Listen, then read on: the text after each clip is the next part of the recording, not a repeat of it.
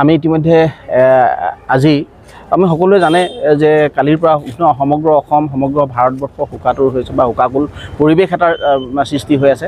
আমাৰ মৰমৰ শিল্পী আমি জুবিন গাৰ্গক অসমৰ মাটিত নহয় বিদেশত আমি হেৰুৱাবলগীয়া যি দুৰ্ভাগ্যজনক ঘটনা সংঘটিত হ'ল, তাৰ কাৰণে সঁচাকৈ অসমীয়া মানুহৰ মন ভাৰাক্ৰান্ত হৈ আছে।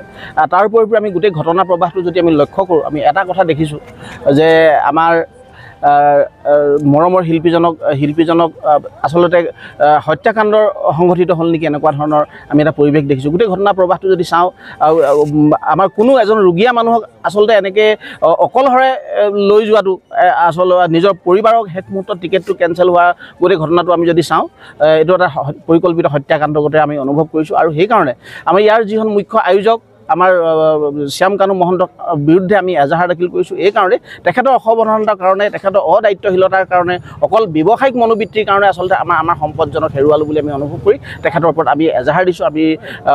আমি শিৱসাগৰ এজন সচেতন মানুহ হিচাপে মই আচলতে এই এজাহাৰ আজি সদৰ থানাত দাখিল কৰিছোঁ।